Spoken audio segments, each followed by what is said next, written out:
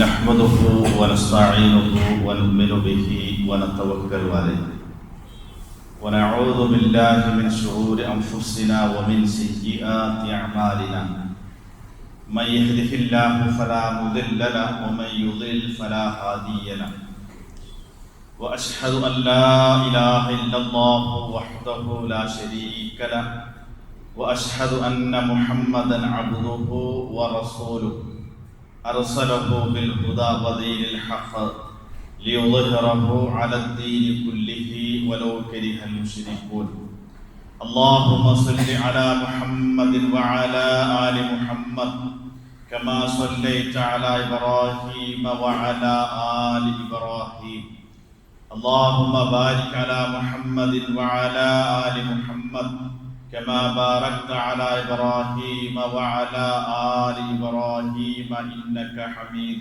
مجيد أما بعد فإن خير الكلام كلام الله وخير الهدي هدي محمد صلى الله عليه وسلم وشر الأمور محدثاتها وكل محدثة بدعة وكل بدعة ضلالة وكل ضلالة في النار أعوذ بالله من الشيطان الرجيم بسم الله الرحمن الرحيم يا أيها الذين آمنوا اتقوا الله حق تقاته ولا تموتن إلا وأنتم مسلمون يا أيها الناس اتقوا ربكم الذي خلقكم من نفس واحدة وخلق منها زوجها وبث منهما رجالا كثيرا ونساء واتقوا الله الذي تساءلون به والأرحام إن الله كان عليكم رقيبا يا أيها الذين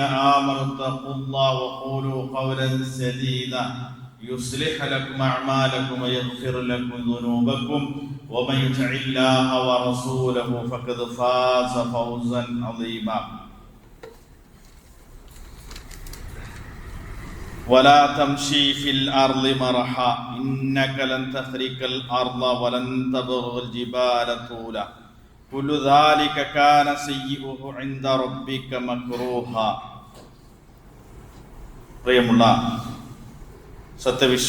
വിശ്വാസികളെ, ജീവിതത്തിൻ്റെ എല്ലാ രംഗങ്ങളിലും അല്ലാഹു സുബ്ഹാനഹു വ തആലയുടെ കൽപ്പനകളും നിർദ്ദേശങ്ങളും കഴിവിൻ്റെ പരമാവധി സൂക്ഷിച്ചും പാലിച്ചും തഖ്വയോടുകൂടി ജീവിക്കണമെന്ന് അതിൻ്റെ പ്രാധാന്യത്തോടും ഗൗരവത്തോടും കൂടി അവരെ ഉണർത്തുകയാണ്, വസിയത്ത് ചെയ്യുകയാണ്.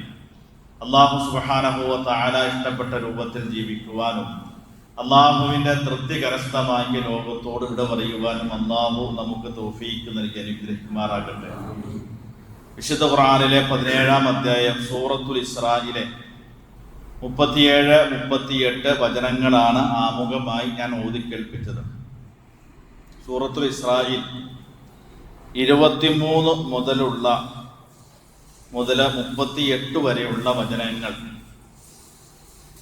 മുസ്ലിം എന്ന നിലയിൽ വളരെ ഗൗരവത്തോടു കൂടി പഠിക്കുകയും ജീവിതത്തിൽ പ്രായോഗികമായി കൊണ്ടുവരികയും ചെയ്യേണ്ട, അല്ലാഹു സുബ്ഹാനഹു തആല ഒരല്പം ശാസന രൂപത്തിൽ പറഞ്ഞ സംഗതികളാണ് അതിലെ പരാമർശ വിഷയം. എന്ന് പറഞ്ഞാൽ, സാമൂഹിക ജീവിതത്തിൽ മുസ്ലിം ജീവിക്കുമ്പോൾ അയാൾ സ്വീകരിക്കേണ്ട കുറെ സംസ്കാരങ്ങളുണ്ട് മുസ്ലിം എന്ന നിലയിൽ. ആ സംസ്കാരങ്ങളും മര്യാദകളും അല്ലാഹു സുബ്ഹാനഹു തആല ഒരു കൽപ്പന അല്ലെങ്കിൽ ശാസന രൂപത്തിലാണ് അവതരിപ്പിച്ചിരിക്കുന്നത്. ആയത്തുകൾ മൊത്തം പരിശോധിച്ച് നമ്മൾ പഠിച്ചു വരുമ്പോഴേക്കും എങ്ങനെയാണ് ഒരു ശരിയായ മുസ്ലിം രൂപപ്പെടുന്നത് എന്ന് ആയത്തുകളൊക്കെ നമുക്ക് ബോധ്യപ്പെടുത്തും. അതുകൊണ്ടാണ് ആയത്തെ തുടക്കം തന്നെ വഖളാ റബ്ബുക, നിന്റെ രക്ഷിതാവ് നിന്നോട് കൽപ്പിച്ചിരിക്കുന്നു എന്ന് തുടങ്ങിയിട്ടാണ് ബാക്കിയുള്ള നിർദ്ദേശങ്ങളുള്ളത്. അതിൽ ഒന്നാമത്തെ നിർദ്ദേശം അല്ലാ തഅബുദു ഇല്ലാ ഇയ്യാ, അള്ളാഹുവിനെ മാത്രമേ ആരാധിക്കാവൂ എന്നതാണ് ഒന്നാമത്തെ നിർദ്ദേശം. രണ്ടാമത് പറഞ്ഞു മാതാപിതാക്കളോട് നിങ്ങൾ മാന്യമായി സഹവസിക്കണം, അവരോട് നന്മകൾ ചെയ്യണം.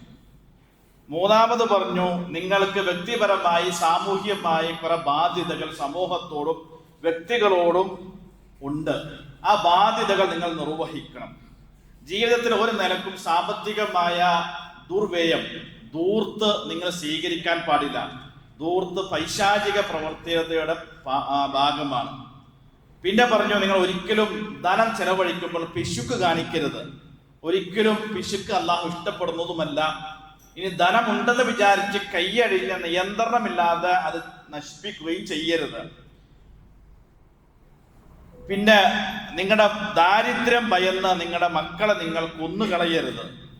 വ്യഭിചാരത്തോടെ നിങ്ങൾ സമീപിക്കരുത്. അള്ളാഹു വിഹിതമാക്കാത്ത, അനുവദിക്കാത്ത ഒരു നഫ്സിനെയും ഒരു ആത്മാവിനെയും നിങ്ങൾ കൊല്ലരുത്. അനാഥയുടെ സ്വത്തിനെ നിങ്ങൾ സമീപിക്കരുത്. അളവിലും തൂക്കത്തിലും നിങ്ങൾ കൃത്രിമത്വം കാണിക്കരുത്. നിങ്ങൾക്ക് കൃത്യമായ അറിവോ ധാരണയോ ഇല്ലാത്ത വിഷയത്തെക്കുറിച്ച് നിങ്ങൾ സംസാരിക്കരുത്. അങ്ങനെ സംസാരിച്ചാൽ സംസാരം പോലും ഉണ്ടാവും. അവസാനത്തെ ഒരു നിർദ്ദേശമാണ് വലാ തംശീ ഫിൽ അർളി മർഹ. നിങ്ങൾ ഭൂമിയിലൂടെ വിനയാന്വിതരായിട്ടല്ലാതെ നടക്കരുത്. ഇന്നക ലൻ തഖ്രിക്കൽ അർള വലൻ തബ്ലുഗൽ ജിബാല തൂര. നിങ്ങൾ ഇങ്ങനെ നടപ്പ് കണ്ടാൽ ഭൂമിയെ ചവിട്ടി മെതിച്ച് നിങ്ങൾക്ക് ഭൂമിയെ പിളർത്താനൊന്നും കഴിയില്ലല്ലോ. അല്ലെങ്കിൽ നിങ്ങൾ അങ്ങനെ പൊങ്ങി നടന്ന് പർവ്വതത്തോടെ നിങ്ങൾക്ക് ഉയരാനും സാധിക്കുകയില്ല. അതുകൊണ്ട് വിനയത്തോടെ നടന്നാൽ മതി. എന്റെ അവസാനിപ്പിക്കുക കുല്ലു ദാലിക കാന സയ്യുഹു ഇൻദ റബ്ബിക മക്രുഹ. ഈ പറയപ്പെട്ട എല്ലാ ദുസ്വഭാവങ്ങളും അള്ളാഹുവിന്റെ അടുത്ത് അനിഷ്ടകരമാണ് എന്നാണ് പറഞ്ഞത്. അതിൽ ഏറ്റവും അവസാനം പറഞ്ഞൊരു വിഷയമുണ്ട്. നിങ്ങൾ ഭൂമിയിലൂടെ നടക്കുമ്പോൾ എങ്ങനെ നടക്കണം? നമുക്ക് ഇസ്ലാം ഒരു സഞ്ചാര മര്യാദ പോലും നമ്മളെ പഠിപ്പിക്കുകയാണ്. അതാണ് ഇസ്ലാം. ഇസ്ലാം സാർവലൗകികവും സമഗ്രവും എന്നൊക്കെ നമ്മൾ പറയുമ്പോഴും ഭൂമിയുടെ നടത്തത്തിൽ പോലും നിങ്ങൾ ഇസ്ലാമികപരമായ മര്യാദ പാലിക്കണമെന്നുള്ളതാണ്. സഞ്ചാര മര്യാദ. അതാ പറഞ്ഞത് വലാ തംശീ ഫിൽ അർളി മർഹ. നിങ്ങൾ ഭൂമിയിലൂടെ വിനയാന്വിതരായിട്ട് നടക്കണമെന്നാണ്. അതിന്റെ അർത്ഥം എന്താണ്? അത് ഖുർആനെ തുടർന്ന് പറഞ്ഞ സംഗതി എന്താവും? ചില ആളുകളുടെ നടപ്പൊക്കെ അത് ഒരു പക്ഷേ അവരുടെ പ്രകൃതപരമായ നടത്താണോ എന്ന് അറിയില്ല. നമ്മൾ ഒരു നെഞ്ചു വിരിച്ച് തലയെടുപ്പോടെ എന്നൊക്കെ, അതൊരു മുസ്ലിമിന് അങ്ങനെ നടക്കാൻ പറ്റുമോ? ഭൂമിയെ ചവിട്ടി മെതിച്ച് അല്ലെങ്കിൽ ഇങ്ങനെ തലയെടുപ്പോടെ നടന്നൊക്കെ എന്ന് പറഞ്ഞാൽ അതൊരു വിനയത്തിന്റെ അടയാളമാണെന്നല്ല, അല്ലാതെ പറയാൻ പറഞ്ഞത്. അത് വിനയമല്ല, വിനയത്തോടു കൂടി നടക്കണം എന്നാണ്. ഇപ്പൊ ഈ നടത്തം എന്ന് പറയുമ്പോൾ അത് സഞ്ചാരം അല്ലെങ്കിൽ സഞ്ചരിക്കുക എന്ന അർത്ഥത്തിലാണ് ഖുർആൻ ഈ പദങ്ങളൊക്കെ പ്രയോഗിച്ചിരിക്കുന്നത്. പക്ഷെ അതിന്റെ ഒന്നാമത്തെ അർത്ഥം നടത്തം തന്നെയാണ്. കാരണം നടത്തത്തിനൊരു പ്രത്യേകതയുണ്ട്. ഇസ്ലാമില് നടത്തത്തിനൊരു മുൻഗണന ഉണ്ടെന്നാണ്. സഞ്ചാരത്തിനാണ് ഉപയോഗിച്ചിരിക്കുന്നതെങ്കിലും പ്രവാചകന്മാരെ കുറിച്ച് പരിചയപ്പെടുത്തുമ്പോൾ അള്ളാഹു പറഞ്ഞ ഒരു സംഗതി, ഇന്നഹും ലയഅ്കുലൂന ത്വആമ വയംശൂന ഫിൽ അസ്വാഖ്. പ്രവാചകന്മാർ എന്ന് പറഞ്ഞാൽ നിങ്ങളെ പോലെ ഭക്ഷണം കഴിക്കുകയും ഭൂമിയിലെവിടെയും നടക്കുന്നവരാണ് എന്നാണ്. മറ്റുള്ളവർ പ്രവാചകന്മാരുടെ എതിരാളികൾ പ്രവാചകന്മാരുടെ ഒരു പോരായ്മയായിട്ട് എന്താ പറഞ്ഞതറിവോ? മാലിഹാദ റസൂൽ യഅ്കുലു ത്വആമ വയംശീ ഫിൽ അസ്വാഖ്. ഇത് എന്ത് പ്രവാചകന്മാരാ? നമ്മൾ കഴിക്കുന്നത് പോലെ ഭക്ഷണം കഴിക്കുന്നു, ഭൂമിയിലൂടെ ഇങ്ങനെ സഞ്ചരിക്കുന്നു, നടക്കുന്നു. ഇതൊക്കെ ഒരു നബിയാണോ എന്ന രൂപത്തിലാണ്. അപ്പൊ ഞാൻ പറഞ്ഞത് ഇവിടെ നടത്തത്തിന് അള്ളാഹു പ്രവാചകന്മാരുടെ ഒരു ക്വാളിറ്റി ആയി പറഞ്ഞത് അവർ ഭൂമിയിലൂടെ ജനങ്ങളുടെ ഒപ്പം നടക്കുന്നവരാണ്. എന്നാൽ ജനകീയരായിരുന്നു അവർ എന്നർത്ഥം. ഹദീസിലും അങ്ങനെ പ്രയോഗങ്ങൾ ഉണ്ടല്ലോ. ഏതാ നബി സല്ലല്ലാഹു അലൈഹി വസല്ലം പറഞ്ഞു, മൻ തത്വഹറ ഫീ ബൈതിഹി. ആരെങ്കിലും വീട്ടിൽ നിന്ന് വുളൂ ചെയ്ത് സുമ്മ മശാ ഇലാ ബൈത്തി മിൻ ബുയൂത്തില്ലാഹി ലിയഖ്ലിയ ഫരീദത്തൻ മിൻ ഫറായിദില്ലാഹ്. ആരെങ്കിലും വുളൂ എടുത്ത് വീട്ടിൽ നിന്ന് അള്ളാഹുവിന്റെ പള്ളിയിലേക്ക് ഏതെങ്കിലും ഒരു ഫർദ് നമസ്കാരം നിർവഹിക്കാൻ വേണ്ടി നടന്നു വന്നാൽ എന്നാണ്. അവിടെ നടത്തത്തിന് തന്നെയാട്ട മുൻഗണന. എന്നിട്ട് എന്താ കാരണം പറഞ്ഞത്? കാനത്ത് ഖുതുവാതു തഹ്തുഹു. അവൻ ആദ്യം വയ്ക്കുന്ന ചവിട്ടുകൾ കൊണ്ട് അവന്റെ ഒരു പാപങ്ങൾ അള്ളാഹു മായ്ച്ചു കളയും. വൽ ഉഖറ തർഫഉ ദറജ. രണ്ടാമത്തെ സ്റ്റെപ്പ് വയ്ക്കുമ്പോൾ അവനെ സ്വർഗത്തിലേക്കുള്ള ഒരു സ്റ്റെപ്പ് അന്ന് ഉയർത്തി കൊടുക്കുക. അപ്പോ ആ കാലിന്റെ നടന്നു വരുമ്പോൾ ചവിട്ടടികൾക്ക് പോലും പ്രതിഫലവും ഗുണവും ഉണ്ട് എന്നാണ് റസൂലുള്ളാഹി സ്വല്ലല്ലാഹു അലൈഹി വസല്ലം. അപ്പൊ അതിന്റെ അർത്ഥം എന്താണ്? പ്രതിഫലാർഹമായ നടത്തവും സഞ്ചാരവും ഉണ്ട്. അത് സൂക്ഷിച്ചില്ലെങ്കിൽ ചില നടത്തങ്ങളും സഞ്ചാരങ്ങളും കുറ്റകരമായി മാറുന്നർത്ഥം. അതുകൊണ്ടാണ് നടത്തത്തിൽ പോലും അത്ര സൂക്ഷ്മത പാലിച്ച് ഇസ്ലാമികപരമായ സംസ്കാരങ്ങളും മര്യാദ പാലിച്ചുകൊണ്ട് നടക്കുകയും സഞ്ചരിക്കുകയും ചെയ്യുക എന്നത് നമ്മെ സംബന്ധിച്ചിടത്തോളം ഒരു മുസ്ലിമിന്റെ സംസ്കാരമാണ് എന്നാണ്. ഇനി രണ്ടാമത് പറഞ്ഞു നോക്കൂ, വഇബാദുർ റഹ്മാനില്ലദീന യംശൂന അലൽ അർളി ഹൗന. സൂറത്തുൽ ഫുർഖാനിൽ അള്ളാഹുവിന് ഏറ്റവും ഇഷ്ടപ്പെട്ട അടിമകൾ എന്ന് പരിചയപ്പെടുത്തിയപ്പോൾ അവരുടെ ഒരു ക്വാളിറ്റി പറഞ്ഞത് ഭൂമിയിലൂടെ വിനയാന്യതരായിട്ട് നടക്കുന്ന. അപ്പൊ നമുക്ക് നടത്തത്തിൽ പോലും അള്ളാഹു പറയാണ്, അതുപോലും അള്ളാഹ് പരിഗണിക്കുകയാണ്. എങ്ങനെയെങ്കിലൊക്കെ നടന്നാൽ പോരെ, അങ്ങോട്ട് സ്ഥലത്ത് എത്തിയ പോരെന്നൊന്നും ചോദിച്ചിട്ട് കാര്യമില്ല. നേരെ മറിച്ച് സഞ്ചരിക്കുമ്പോഴും നടക്കുമ്പോഴൊക്കെ ആ ഒരു വിനയാന്വിത ഭാവത്തോടു കൂടി ഖുർആൻ ആദ്യം പറഞ്ഞതുപോലെ ഈ ഒരു അഹങ്കാര സ്വഭാവത്തിലൂടെ ഒന്നും നടക്കാൻ നമുക്ക് അനുവദിക്കപ്പെട്ടിട്ടില്ല എന്നാണ്. എന്നിട്ട് അടുത്ത സ്റ്റെപ്പ് പറയാണ്, എങ്ങനെ നടക്കണം? വഖ്സിദ് ഫീ മശീക, നീ നടത്തുമ്പോൾ നടത്തൽ ഒരു സാവകാശം കാണിക്കണം. വഗ്ളുദ് മിൻ സൗതിക, ശബ്ദം താഴ്ത്തുകയും വേണം. ഈ നടത്തവും ശബ്ദവും തമ്മിൽ എന്താ ബന്ധം ഉണ്ട്? നടക്കുമ്പോൾ നമ്മുടെ നടത്തം പോലും ഒരു ശബ്ദ കോലാഹലങ്ങളായി മാറരുത് എന്ന് പറഞ്ഞാൽ ഭൂമിയിലോട്ട് ചവിട്ടി മെതിച്ച് നമ്മൾ വരുന്നത് 1 കിലോമീറ്റർ ദൂരെ നിന്ന് ആളുകൾ അറിയുന്ന രൂപത്തിൽ ചവിട്ടി മെതിച്ച് നമ്മൾ പറയില്ലേ, അങ്ങനെ സഞ്ചരിക്കാൻ പാടില്ല എന്നാണ് അർത്ഥം. അപ്പോൾ സഞ്ചരിക്കുമ്പോഴും നടക്കുമ്പോഴൊക്കെയും വിനയാന്വിതരായി ആ ഒരു മര്യാദ പാലിച്ചുകൊണ്ട് നടക്കുകയും ശബ്ദം താഴ്ത്തിക്കൊണ്ട് വേണം നടക്കാൻ എന്നാണ്. ഈ ആയത്തിന്റെ തഫ്സീറിൽ ഒരു കവിയെ അദ്ദേഹത്തിന്റെ ഒരു വചകമുണ്ട്. എന്താണെന്നറിയാം? വലാ തംശീ ഫിൽ അർളി ഇല്ലാ തവാദുഅ. മനുഷ്യരെ, നിങ്ങൾ ഭൂമിയിലൂടെ വിനയാന്വിതരായിട്ട് നടക്കൂ. കാരണം എന്താണ്? വകം തഹ്തഹ ഖൗമും മിൻക അർഫൗ.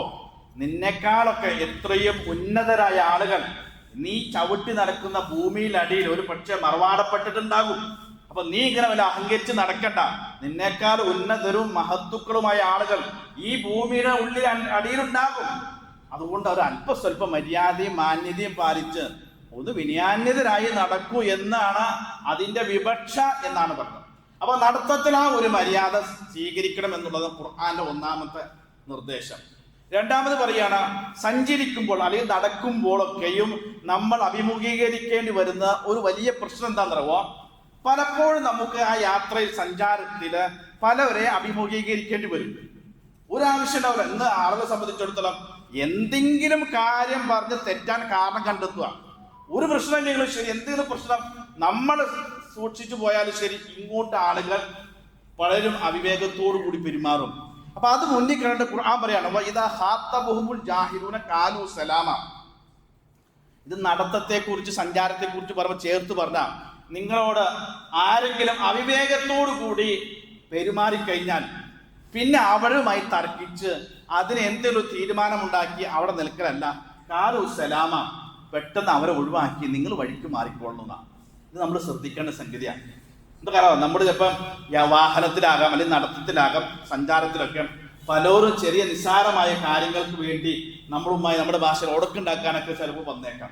പിന്നെ അവരുമായി പറഞ്ഞ് അത് തർക്കിച്ച് ആരാണ് അവിടെ നീതി, ആരാണ് തെറ്റ് ചെയ്തത്, നമ്മളൊക്കെ നടപ്പിലാക്കി പരിഹരിച്ച് പോകാൻ നിൽക്കുന്നതല്ല.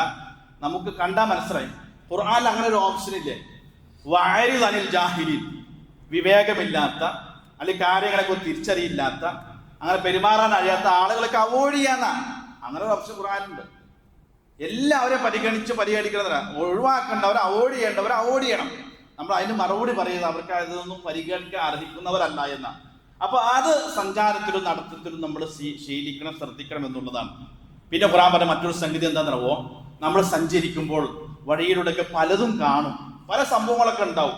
അതിലെല്ലാ സ്ഥലത്തും പോയി എങ്ങി നോക്കിയിട്ട് എന്തൊക്കെയാണ് അവിടെ നടക്കുന്നതെന്ന് നോക്കി അവിടെ സമയം ചെലവഴിച്ച് ഇത് എനിക്ക് ഇടപെടാൻ പറ്റിയതാണോ, ഇത് നോക്കാൻ പറ്റിയതാണോ? അങ്ങനെയല്ല. വല്ലദീനഹും അനിൽ ലഗ്വി മുഗ്രിദൂൻ. വിശ്വാസികളുടെ ഒരു ഗുണമായ സൂറത്തുൽ മുഅ്മിനീൻ എന്താ പറയുക? അനാവശ്യമായ കാര്യങ്ങളെ തൊട്ട് അവർ തിരിഞ്ഞു നടക്കുന്നവരാണെന്നാണ്. നമ്മൾ പോകുന്ന വഴിക്ക് സഞ്ചരിക്കുന്ന സ്ഥലത്ത് പലതും കാണും, പല പ്രവൃത്തികൾ നടക്കും, പല സംഭവങ്ങളൊക്കെ ഉണ്ടാവും. അതിൽ പോയി എങ്ങി നോക്കിയിട്ട് അതെന്താണ് നടന്നതെന്ന് അറിയാൻ നമ്മൾ നടക്കുമ്പോൾ ഒരു കൂട്ടം കണ്ടു. എന്തപ്പോൾ നമുക്ക് അതിൻ്റെ ആവശ്യം? പോയി നോക്കിയിട്ട് എന്താ നോക്കിയിട്ട് പിന്നെ അവിടെ നിന്ന് എന്തിനാ നമ്മൾ വന്ന ലക്ഷ്യം പോലും ആളുകൾ മറന്നു, പിന്നെ ആ കൂട്ടത്തിനവിടെ കൂടുകയാണ്.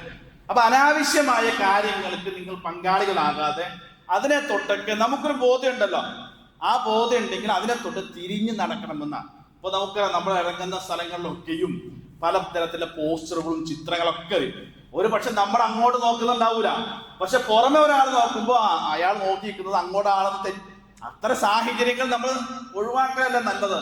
അപ്പൊ സഞ്ചരിക്കുമ്പോൾ യാത്രയിലുമൊക്കെ നടത്തത്തിലും ആ കാര്യം വളരെ ശ്രദ്ധിക്കണമെന്ന് ഖുർആൻ ഒരു വിശ്വാസന ഗുണമായിക്കൊണ്ട് പറയുകയാണ്. നമുക്ക് അങ്ങനെ ഒരുപാട് നിർദ്ദേശങ്ങള്, സംസ്കാരങ്ങള്, മര്യാദകള് നമ്മുടെ സഞ്ചാരത്തിന് സഞ്ചരിക്കുമ്പോൾ ശ്രദ്ധിക്കേണ്ടതുണ്ട് എന്നുള്ളതാണ് അതിന്റെ ഒരു വശം. രണ്ടാമത്, നമുക്ക് നടക്കുന്ന വഴികളുണ്ടല്ലോ, ഈ വഴികളോട് ചില ധർമ്മങ്ങൾ നമുക്ക് പാലിക്കാനുള്ളതാണ്. റോഡ് നമ്മൾ പൊതുനിരത്താന്ന് പറഞ്ഞാൽ എനിക്ക് ഇഷ്ടമുള്ളത് ആരും ചോദ്യം ചെയ്യാൻ പാടില്ല. ഇത് പൊതുനിരത്താണ്, എനിക്ക് എങ്ങനെ നടക്കണം, എങ്ങനെ യാത്ര ചെയ്യാൻ, അതിനൊന്നൊരു മുസ്ലിമിനെ സംബന്ധിച്ച് ഒന്ന് മതപരമായിട്ട് അവരതിന് അവകാശമില്ല. നോക്കൂ, നബി സല്ലല്ലാഹു അലൈഹി വസല്ലം ഒരിക്കൽ സഹാബത്തിനോട് പറഞ്ഞു, ഇയ്യാകും വൽ ജുലൂസ ഫി തുർഖാത്ത്, നിങ്ങൾ പൊതുനിരത്തുകളിൽ ഇരിക്കുന്നത് നിങ്ങൾ സൂക്ഷിക്കണം, ഒഴിവാക്കണം എന്ന് പറഞ്ഞു. പൊതുനിരത്തുകളിൽ. അപ്പൊ സഹാബത്ത് പറഞ്ഞു, നബി എങ്ങനെ ഇപ്പൊ ഒരു ആവശ്യത്തിന് ഒരു പൊതുനിരത്തിൽ ഇരിക്കേണ്ടി വന്നാൽ അത് എങ്ങനെ ഒഴിവാക്കുക?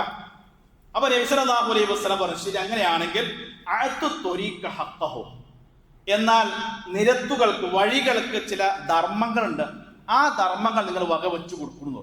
നോക്കൂ, പൊതുനിരത്തുകൾക്ക് പോലും ധർമ്മങ്ങളുണ്ട്, ആ ധർമ്മങ്ങൾ നിങ്ങൾ വകവെച്ചു കൊടുക്കണമെന്ന് പഠിപ്പിക്കണം ഇസ്ലാം. ആരാധന കർമ്മങ്ങളിൽ മാത്രം ഒതുങ്ങി നിൽക്കുന്ന ഒരു മതമായിട്ട് ആരൊക്കെ ഇസ്ലാമിനാവുന്നത്? അങ്ങനെ ഒന്നല്ലോ. ജീവിതത്തിലെ എല്ലാ മേഖലയും ഇസ്ലാം സ്പർശിച്ചുകൊണ്ടാണ് പോകുന്നത്. അപ്പോൾ ചോദിച്ചു, എന്താണ് നബിയെ വഴിക്കുള്ള ധർമ്മം? സഹാബത്ത് അത്ഭുതമായി. അപ്പൊ നബി സല്ലല്ലാഹു അലൈഹി വസല്ലം പറഞ്ഞു, നിങ്ങൾ വഴികൾ അങ്ങനെ ഇരിക്കേണ്ട സാഹചര്യം വന്നാൽ, നീ ഇരിക്കൽ നമ്മൾ ഒരു സ്ഥലത്ത് നിൽക്കുമെന്ന് വിചാരിച്ച, വഴിയിൽ നിൽക്കുമെന്ന് വിചാരിച്ച, ബസ് കാത്തു നിൽക്കുക, ഒരാളെ വെയിറ്റ് ചെയ്ത് നിൽക്കുക. പിന്നെ ഒന്നുൽ ബസർ, കണ്ണുകളെ നിയന്ത്രിക്കണോട്ടോ. പലതും നിങ്ങളുടെ മുന്നിലൂടെ കടന്നു പോകും. എല്ലാത്തിലേക്കും കണ്ണും തുറന്നു മായം പൊളിച്ച് നിൽക്കലല്ല, കണ്ണുകളെ നിയന്ത്രിക്കണം. ആവശ്യമുള്ളതേ നോക്കാവൂ, ഒന്നും നിയന്ത്രിക്കണം. റദ്ദുസ്സലാം, ആരെങ്കിലൊക്കെ ഒരു പക്ഷേ നിങ്ങൾ വേറെ സ്ഥലത്ത് ശ്രദ്ധിക്കായിരിക്കും, നിങ്ങളെ പരിചയമുള്ള ഒരാൾ ചിലപ്പോൾ സലാം പറയുണ്ടാവും. അപ്പൊ ആ സലാമിന് നിങ്ങൾ എന്ത് ചെയ്യണം? മറുപടി കൊടുക്കാൻ ശ്രദ്ധിക്കണം എന്ന് പറഞ്ഞു. പിന്നെന്താണ് നബി പറഞ്ഞു? പിന്നെ നന്മ കൽപ്പിക്കുക, തിന്മ വിരോധിക്കുക. അത് ചെയ്യാൻ പറ്റുന്ന സാഹചര്യത്തിലാണെങ്കിൽ ആളുകൾക്ക് പറഞ്ഞു കൊടുക്കുക എന്നുള്ളതാണ്. പിന്നെയോ ഇമാത്തത്തുൽ അത അനി ത്വരീഖി, പിന്നെ വഴിക്കുള്ള ഒരു ധർമ്മം എന്താണെന്നറിയോ? വഴിയിലുള്ള മാലിന്യങ്ങൾ നിങ്ങൾ നീക്കി കൊടുക്കണം. ബ്ലോക്ക് നീക്കണമെന്നാ. എന്താ ബ്ലോക്ക്? ഇപ്പൊ നമ്മൾ നടന്നു പോകുന്ന ഒരു വഴിയിൽ ഒരു തടസ്സമുണ്ട്.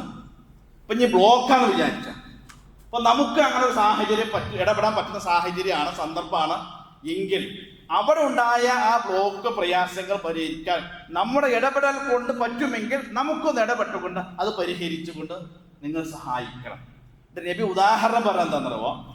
ഒരിക്കൽ ഒരു മനുഷ്യൻ അയാളുടെ സ്വർഗപ്രവേശനം ഉടനെ പെട്ടെന്ന് സാധ്യമായി. അപ്പോൾ അയാളെ സ്വർഗത്തിൽ പ്രവേശിക്കാൻ അല്ലാഹു കണ്ടെത്തിയ ഒരു കാരണം, ജനങ്ങൾക്കെല്ലാം പ്രയാസകരമായ ഒരു മരത്തിന്റെ കമ്പ്, ശിഖരം റോട്ടിലേക്ക് നിൽക്കുക. കുറെ നാളെ പോകുന്നവരൊക്കെ ഒന്നുകിൽ ആ കൊമ്പിനെ വഴി മാറിപ്പോവും, അല്ലെങ്കിൽ തട്ടിയവരാണെങ്കിൽ അവിടെ കിടക്കട്ടെന്ന് വിചാരിച്ചു പോകും. ഒരാളും ചെയ്താൽ ഇത് എല്ലാവരും കുറെ നാളുകളായില്ല, പ്രയാസമല്ലേ എന്ന് വിചാരിച്ച് ആ കൊമ്പ് അയാൾ മുറിച്ചു മാറ്റി യാത്രാ സൗകര്യം സുഖകരമാക്കി കൊടുത്തു. അപ്പോൾ ജനങ്ങൾക്ക് വലിയൊരു നന്മ ചെയ്തു എന്ന പേരില് അല്ലാഹു സുബ്ഹാനഹു വ തആല ആ മനുഷ്യന് സ്വർഗപ്രവേശനത്തിന് മുൻഗണന കൊടുത്തു എന്നർത്ഥം. ഒരു പക്ഷേ നമ്മൾ ഇടപെട്ടുകൊണ്ട് ഒരു ബ്ലോക്ക്, ഒരു പ്രയാസം പരിഹരിച്ചാൽ അത് ഒരു പക്ഷേ നമ്മുടെ സ്വർഗപ്രവേശനത്തിന് വഴിയിലെ വലിയ മുതൽക്കൂട്ടാകുന്നതായി പറഞ്ഞർത്ഥം. അതോടൊപ്പം ചേർത്തി പറഞ്ഞു, നിങ്ങൾ വഴികളിൽ മാർഗ തടസ്സം ഉണ്ടാക്കരുത് എന്നാണ്. അത് നമ്മൾ ശ്രദ്ധിക്കണം. മാർഗ തടസ്സം ഉണ്ടാക്കാൻ പാടില്ല. നമ്മൾ, അതായത് നമ്മുടെ വാഹനം പൊതുനിരത്തുകളിൽ ഒരു മാർഗ തടസ്സം ഉണ്ടാക്കിയാൽ അതിന്റെ കുറ്റം, ഈ നന്മ എത്രത്തോളം നന്മയാണോ അത്രത്തോളം 10 മടങ്ങ് കുറ്റവുമാണ് നമ്മളായിട്ട് മാർഗ തടസ്സം ഉണ്ടാക്കിയാൽ. അല്ലെങ്കിൽ നമ്മുടെ പരിപാടി കൊണ്ടോ അല്ലെങ്കിൽ നമ്മുടെ ഏതെങ്കിലും പ്രവർത്തനങ്ങൾ കൊണ്ടോ നമ്മളായിട്ടോ നമ്മുടെ വാഹനങ്ങളായിട്ടോ ആളുകളുടെ സഞ്ചാര യോഗ്യത തടസ്സമാകുന്ന ഒരു പ്രവൃത്തിയും നിങ്ങൾ ഇടപെടരുത് എന്ന് റസൂലുള്ളാഹി സ്വല്ലല്ലാഹു അലൈഹി വസല്ലം പറയും. അപ്പൊ നമ്മൾ സഞ്ചരിക്കുമ്പോൾ, യാത്ര ചെയ്യുമ്പോഴൊക്കെ ആളുകൾ വന്നിട്ട് ഒന്ന് മാറി നിൽക്കൂ എന്ന് പറയേണ്ട സാഹചര്യം പോലും ഉണ്ടാകരുത്, ശ്രദ്ധിക്കണമെന്നർത്ഥം. എന്തുകൊണ്ടാ മാറിയേക്കാൻ പറയുന്നത്? നമ്മൾ വഴി തടസ്സം നിന്നിട്ടാണല്ലോ. അപ്പൊ അത്രത്തോളം സൂക്ഷിക്കണം എന്ന അർത്ഥത്തിലാണ്. അപ്പൊ ഇതൊക്കെ സൂക്ഷിച്ചുകൊണ്ട് ജീവിക്കാൻ പറ്റുന്നർത്ഥം, ഒരു അല്പശ്രദ്ധ പുലർത്തണം എന്ന അർത്ഥത്തിലാണ് ഖുർആനിൽ നബി സല്ലല്ലാഹു അലൈഹി വസല്ലം ഇത് വിശദീകരിച്ചത്. പിന്നെ എന്താണ് നബിയെ വഴിയുടെ ധർമ്മം? അപ്പൊ നബി പറഞ്ഞു ദാലു ത്വരീക്ക് സ്വതക്ക, ഒരാൾക്ക് വഴി പറഞ്ഞു കൊടുക്കുന്നു. വഴി പറഞ്ഞു കൊടുക്കരുത് സ്വതക്കയാണെന്ന്. ഇന്ന് പിന്നെ ഡിജിറ്റൽ ആ കൂലി മുഴുവൻ ഒരു പക്ഷേ ഡിജിറ്റൽ സംവിധാനങ്ങൾ ഏറ്റെടുത്തിട്ടുണ്ട്. ഒരാൾക്ക് വഴി പറഞ്ഞു കൊടുക്കുക. ഒരാൾ വഴി തെറ്റി വരുമ്പോൾ അയാൾ അനുഭവിക്കുന്ന ഒരു പ്രയാസം ഉണ്ടാവും. അയാൾക്ക് കൃത്യമായി അയാളെ ലക്ഷ്യസ്ഥാനത്ത് എത്താൻ പറ്റുന്ന രൂപത്തിൽ, അയാൾക്ക് പറ്റുന്ന ബോധ്യപ്പെടുന്ന രൂപത്തിൽ ഏറ്റവും എളുപ്പമായി വരുന്ന വഴി അയാൾക്ക് പറഞ്ഞു കൊടുത്താൽ അത് സ്വതക്കയാണെന്ന. ആ പോകുന്ന മനുഷ്യന്റെ ഒരു ആശ്വാസം നോക്കും, അയാളുടെ ഒരു സന്തോഷം നോക്കും. അയാൾ ഏതായാലും പറയില്ല, ഓ ആ നല്ല മനുഷ്യനാണ് അൽഹംദുലില്ലാഹ് എന്നാണ്. അപ്പൊ അതൊരു സ്വതക്കയാണ്. അപ്പൊ നമുക്ക് ഒരാൾക്ക് വഴി പറഞ്ഞു കൊടുക്കാൻ പോലും പറ്റുക എന്നുള്ളതും അത് സ്വതക്കയായിട്ട് ഇസ്ലാം പഠിപ്പിക്കുകയാണ്. പിന്നെ നബി സല്ലല്ലാഹു അലൈഹി വസല്ലം പറഞ്ഞു, ഇത്തഖുൽ ലാഈനി, നിങ്ങൾ ശാപം കിട്ടുന്ന കാര്യങ്ങൾ സൂക്ഷിക്കണം. അപ്പൊ സഹാബത്ത് ചോദിച്ചു, നബി എന്താണ് ശാപം കിട്ടുന്ന കാര്യങ്ങൾ? അല്ലദി യതഖല്ല ഫി ത്വരീഖി ഔ ഫി ദില്ലി, പൊതുനിരത്തുകളിലും ജനങ്ങൾ വിശ്രമിക്കുന്ന സ്ഥലത്തിലും വിസർജിക്കുക എന്നുള്ളതാണ്. അപ്പോൾ ഒരു പക്ഷെ ഇന്നൊന്നും അത് ഉണ്ടാവില്ല. ഈ വിസർജി എന്ന് പറയുന്നത് നമ്മുടെ ശരീരത്തിൽ നിന്ന് പോകുന്ന പ്രധാനപ്പെട്ട 2 വിസർജികൾ മാത്രമല്ല. അതാണ് ആദ്യ ഊന്നലെങ്കിലും നബി സല്ലല്ലാഹു അലൈഹി വസല്ലം പറഞ്ഞു. അപ്പൊ നിങ്ങൾ ആലോചിച്ച് നോക്കൂ, ആൾ പലപ്പോൾ നിസ്സാരമായി കാണുന്നുണ്ട് പുറത്ത് ഇറങ്ങുമ്പോൾ തുപ്പുക എന്നുള്ളത്. എത്രയോ സ്ഥലത്ത് അങ്ങനെ ഗവൺമെന്റ് നിലയിൽ ബോർഡുകൾ വെച്ച് ഇവിടെ തുപ്പരുതെന്ന്. എന്തിനാ? അതൊരു മോശമായ പ്രവൃത്തി ആയതുകൊണ്ടാണല്ലോ. ഇനി ആ ബോർഡ് വച്ച സ്ഥലത്ത്, ചില സ്ഥലത്ത് പള്ളിയിലൊക്കെയാണ് ബോർഡ് വെച്ചിട്ടുണ്ട് ജനലിലൂടെ തുപ്പരുതെന്ന്. അത് എത്ര മോശമാണെന്ന് ആലോചിച്ച് നോക്ക്. ഈ പള്ളിയിൽ വരുന്ന ആളുകൾക്ക് സാമാന്യ മര്യാദ പോലും പാലിക്കാനുള്ള ബോധമില്ല. അതുകൊണ്ട് ഈ ബോർഡ് വെച്ചില്ലെങ്കിൽ തുപ്പൂന്നല്ല എൻ്റെ അർത്ഥം. അപ്പൊ അങ്ങനെ അവിടത്തേക്ക് നമ്മൾ എത്തരുത്. എന്താ തുപ്പരുത് പറയാൻ കാരണം? നബി സല്ലല്ലാഹു അലൈഹി വസല്ലം പറഞ്ഞു, നിങ്ങൾ ഇടതുവശത്തേക്ക് തുപ്പുകയാണെങ്കിൽ തുപ്പാൻ പാടുള്ളൂ എന്ന്. എന്താ ഇടതുവശത്തിന്റെ പ്രായോഗികത? നമ്മളൊന്ന് ആലോചിച്ച് നോക്കും. വലതുവശത്തോടാണ് നമ്മൾ മുമ്പിൽ പാസ് ചെയ്യുക. നബി പറഞ്ഞു, മുമ്പിലേക്ക് തുപ്പരുത്, വലതുവശത്തേക്ക് തുപ്പരുത്. അഥവാ തുപ്പുകയാണെങ്കിൽ ഇടതുവശത്തേക്ക് തുപ്പാവും. ഇനി അഥവാ നിങ്ങൾ അല്പം കാർക്കിച്ച് കഫം ഉൾപ്പെടെയാണ് തുപ്പതെങ്കിൽ നിങ്ങൾ എന്ത് ചെയ്യണം? ഉടനെ ഒരു മണ്ണിലേക്ക് അത് കുഴിച്ച് മൂടണം. കഫൻ ചെയ്യാതെ നബി പഠിപ്പിച്ചത്. നോക്കൂ, ഇത് നബി പഠിപ്പിക്കുകയാണ്. അപ്പൊ അത് നമ്മൾ ശ്രദ്ധിക്കേണ്ട ഒരു സംഗതിയല്ലേ? അതൊക്കെ വളരെ ശ്രദ്ധിക്കണം. ജനങ്ങൾ വിശ്രമിക്കുന്ന സ്ഥലം ഒന്നും മലിനമാക്കരുത് എന്നർത്ഥം. പിന്നെ നബി സല്ലല്ലാഹു അലൈഹി വസല്ലം പറഞ്ഞ മറ്റൊരു സംഗതി എന്താണെന്നറിയോ? നബി ഒരിക്കൽ നമസ്കാരം കഴിഞ്ഞ് ഇങ്ങനെ പുറത്തേക്ക് ഇറങ്ങുമ്പോൾ പള്ളിയിൽ വന്ന പുരുഷന്മാരും സ്ത്രീകളൊക്കെ ഇങ്ങനെ കൂടി കലർന്ന് പോകുന്നത് നബിക്ക് കണ്ടപ്പോൾ നബി പറഞ്ഞു, സ്ത്രീകളെ വെച്ചിട്ട് പറഞ്ഞു, സ്ത്രീകളെ നിങ്ങളൊന്ന് വെയിറ്റ് ചെയ്യും, പുരുഷന്മാർ പോയി തീരട്ടെ എന്ന് പറഞ്ഞു. എന്നിട്ട് പറഞ്ഞു, ലൈസ ലകുന്ന അൻ തഹ്കുന ഫി ത്വരീഖ്, നിങ്ങളെ ഈ നടത്തം നിങ്ങൾക്ക് അനുവദിക്കപ്പെട്ടിട്ടില്ല. ഏത് നടത്തം? വഴി നിറഞ്ഞ് നടക്കുക എന്നുള്ളത്. വഴി നിറഞ്ഞ് നടക്കുക അത് നിങ്ങൾക്ക് അനുവദിക്കപ്പെട്ടിട്ടില്ല. അലൈകുന്ന ബിഹാഫാത്തി ത്വരീഖ്, നിങ്ങൾ വഴിയുടെ അരികിലൂടെ നടക്കാൻ പാടുള്ളൂ എന്ന് നബി പറയാം. ഇത് സ്ത്രീകളോടാണ് മുൻഗണന, പ്രഥമ പരിഗണന. പക്ഷെ അതോടൊപ്പം നബി സല്ലല്ലാഹു അലൈഹി വസല്ലം പറഞ്ഞ കാരണം എല്ലാവരും പാലിക്കാൻ ബാധ്യസ്ഥരാണെന്നതാണ്. നമ്മുടെ റോഡിലിട്ട് ഇറങ്ങിയിട്ട് വഴി നിറഞ്ഞ റോഡ് നടക്കൂടെ മറ്റാൾക്ക് തടസ്സം, വഴി നിറഞ്ഞ് സഞ്ചരിക്കാൻ പാടില്ല. വഴിയുടെ അരികിലൂടെയാണ് നിങ്ങൾ സഞ്ചരിക്കാൻ പാടുള്ളൂ എന്ന് റസൂലുള്ളാഹി സ്വല്ലല്ലാഹു അലൈഹി വസല്ലം നിർദ്ദേശിക്കുകയാണ്. ആലോചിച്ച് നോക്കൂ, എത്രത്തോളം പ്രായോഗികമായി ഇസ്ലാമിന്റെ സംസ്കാരങ്ങൾ. അപ്പൊ ജീവിതത്തിൽ നമ്മൾ പൊതുനിരത്തുകളിലേക്കും പൊതു സ്ഥലങ്ങളിലേക്കൊക്കെ ഇറങ്ങുമ്പോഴും നമ്മൾ പാലിക്കേണ്ട മര്യാദകളും സംസ്കാരങ്ങളൊക്കെ ഉണ്ട്. അതൊക്കെ പാലിച്ച് ജീവിക്കുമ്പോഴാണ് ആളുകൾക്ക് ഇതൊക്കെ എവിടെയാണെന്നറിയുമോ? പക്ഷെ ഇതിലൊക്കെ നമുക്കൊരു പ്രയാസം തോന്നുന്നത് എവിടെ? പ്രയാസം എന്ന് പറയുക, ഏറ്റവും കൂടുതൽ ഈ രംഗത്തുള്ള നിയമലംഘനങ്ങൾ നടക്കുന്നത് മുസ്ലിങ്ങൾ തിങ്ങിപ്പാർക്കുന്ന സ്ഥലങ്ങളിലാണെന്നുള്ള ആക്ഷേപം നിലനിൽക്കുന്നില്ലേ? മുസ്ലിങ്ങൾ തിങ്ങിപ്പാർക്കുന്ന സ്ഥലങ്ങളിൽ ഈ പറഞ്ഞ ഒരു പൊതു നിരത്തുള്ള ഒരു നിയമം പാലിക്കൂല എന്നാണ്. അവിടെയുള്ള പോലീസ് ഉദ്യോഗസ്ഥർ പങ്കുവയ്ക്കുന്ന ചില പ്രയാസങ്ങൾ കേൾക്കുമ്പോൾ നമുക്ക് പ്രയാസം തോന്നുകയാണ്. എന്താ കാരണം? ആദ്യമായി അങ്ങനെ ഒരു മുസ്ലിം തിങ്ങിപ്പറ സ്ഥലത്തല്ലേ. എന്നാൽ ഇവിടെ ഉള്ള ആ രംഗത്ത് ട്രാഫിക് പോലീസ് സംവിധാനങ്ങൾക്ക് ഏറ്റവും സുഖം എന്തായിരിക്കണം? അവിടെ ആയിരിക്കണം. കാരണം അവിടെ മുസ്ലിങ്ങളാണ്. അങ്ങനെയാണോ? അല്ല. ഒരിക്കൽ ഒരു ദീർഘദൂര ബസ്സിൽ യാത്ര ചെയ്യുമ്പോൾ ബസ് ഇടയ്ക്ക് വെച്ച ആളുകൾ തടഞ്ഞു. അപ്പൊ തടഞ്ഞപ്പോ ബസ് നിർത്തി. ദീർഘദൂര ബസ്സാണ്. അപ്പൊ തടഞ്ഞപ്പോ ഒരു മുസ്ലിം സ്ഥലത്താ പോക്കറ്റില ആ ബസ് തടയുന്നത് മുഴുവൻ മുസ്ലിങ്ങളാ. അപ്പൊ അതിനൊരു കാരണമുണ്ട്. കാരണം ആ ബസ് ഇങ്ങോട്ട് വന്നപ്പോൾ ഒരു സ്കൂൾ വിദ്യാർത്ഥിയെ കയറ്റിയില്ലെന്നാണ്. അത് ദീർഘദൂര ബസ്, ലിമിറ്റഡ് സ്റ്റോപ്പ് ബസ്സാണ്. ആ കുട്ടി കയറിപ്പോയി. പക്ഷെ ആ കുട്ടി അവിടെ അടുത്ത സ്റ്റോപ്പിൽ നിർത്ത പുറകിൽ വരുന്ന സാധാരണ ലോക്കൽ ബസ്സുകാർ പ്രശ്നം ഉണ്ടാക്കുമെന്ന് വിചാരിച്ച് ഇവർ നിർത്തിയില്ല. അവസാനം ഇവരെന്താ ചെയ്തെന്നറിയോ, ഈ ബസ് തിരിച്ചു വന്ന ബസ്സിനെ തടഞ്ഞു നിർത്തി ഡ്രൈവറെയും കണ്ടക്ടറെയും ഇറക്കി വരുത്തി ഈ കുട്ടിയെ മാറ്റി കുട്ടിയുടെ മുമ്പിൽ കൊണ്ടുപോയി മാപ്പ് പറയിപ്പിക്കാം. ഞാൻ സാക്ഷിയാവുകയാണ്. നമ്മൾ ആലോചിച്ച് നോക്കൂ നമ്മുടെ സംസ്കാരം. അപ്പൊ അവർ ബസ്സിൽ നിന്ന് ആളുകൾ പറഞ്ഞ ഒരു വാക്കുണ്ട്, കാക്കമാരല്ലേ. ഇതാണ് ആളുകൾ വിലയിരുത്തുക. എന്നിട്ട് ഇവർ കണ്ടക്ടർ തിരിച്ചു കയറിയിട്ട് 2 പോയിന്റുകൾ സ്ഥലങ്ങൾ പറയാണ്. ആ 2 സ്ഥലവും കവർ ചെയ്താലാണ് ഞങ്ങൾക്ക് സമാധാനമാവുള്ളത്. ആ 2 സ്ഥലവും നമ്മുടെ എറണാകുളം ജില്ലയിൽ മുസ്ലിങ്ങൾ തിങ്ങി പറക്കുന്ന 2 സ്ഥലങ്ങളാണ്. ഞാൻ പറയുന്നത് അതെങ്ങനെയാണ് ആളുകൾ അങ്ങനെ വിലയിരുത്തേണ്ടത്? ഇതൊക്കെ ഇത് പള്ളികളിൽ വെച്ചാലേ നമുക്കിത് ബോധവൽക്കരിക്കാൻ പറ്റുള്ളൂ. അപ്പൊ നമ്മളെങ്കിലും മനസ്സിലാക്കിയ നമ്മളെങ്കിലും പൊതുനിരത്തുകളിലേക്ക് ഇറങ്ങുമ്പോൾ ഇത് പൊതുനിരത്താണെന്നും ഞാനൊരു മുസ്ലിം ആണെന്നും ബോധവും നമുക്കുണ്ടാകണം. ആ സംസ്കാരങ്ങളും മര്യാദകളും പാലിക്കാൻ നമ്മൾ ബാധ്യസ്ഥരാണ്. അല്ലാഹു സുബ്ഹാനഹു വ തആല വിശുദ്ധ ഖുർആൻ നിർദ്ദേശിച്ചതുപോലെയുള്ള ഒരു നല്ല ലക്ഷണമൊത്ത മുസ്ലിമായി ജീവിക്കാൻ നമുക്ക് എല്ലാവർക്കും തൗഫീഖ് നൽകി അനുഗ്രഹിക്കുമാറാകട്ടെ.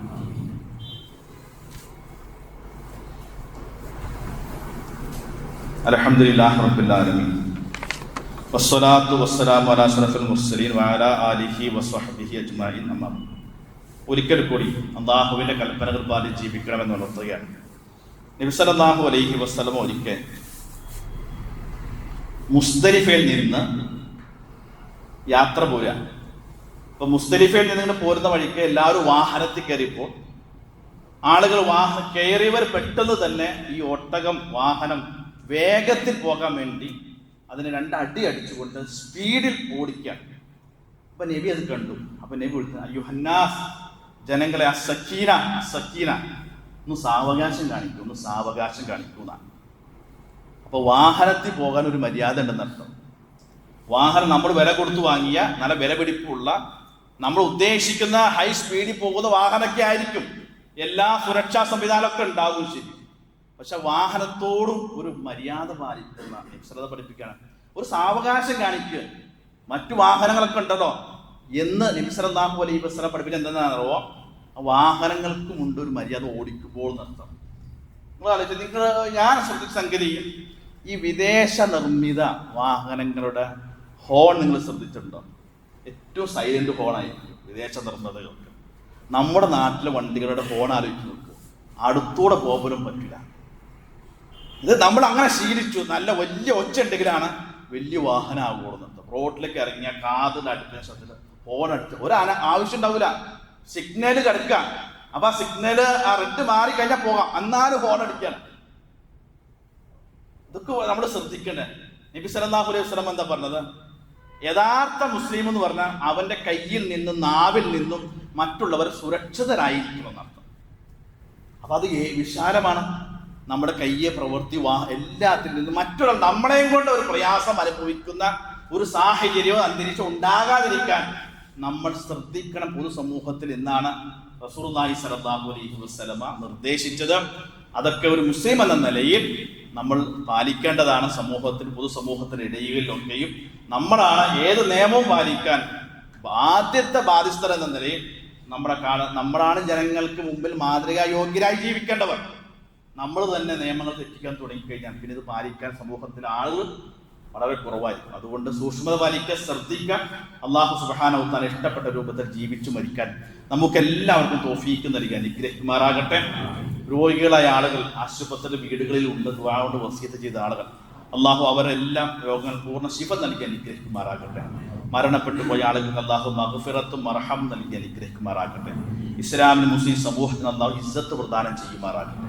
اللهم اغفر للمؤمنين والمؤمنات والمسلمين والمسلمات الأحياء منهم والأموات إنك مجيب الدعوات يا قاضي الحاجات. اللهم أجرنا من النار، اللهم أجرنا من النار، اللهم أجرنا من النار. اللهم أعز الإسلام والمسلمين وأذل الشرك والمشركين. اللهم احينا للكتاب والسنة ومتنا والإيمان والتوبة. ربنا آتنا في الدنيا حسنة وفي الآخرة حسنة وقنا عذاب النار. ربنا تقبل منا إنك أنت السميع العليم وتب علينا إنك أنت التواب الرحيم. آمين برحمتك يا أرحم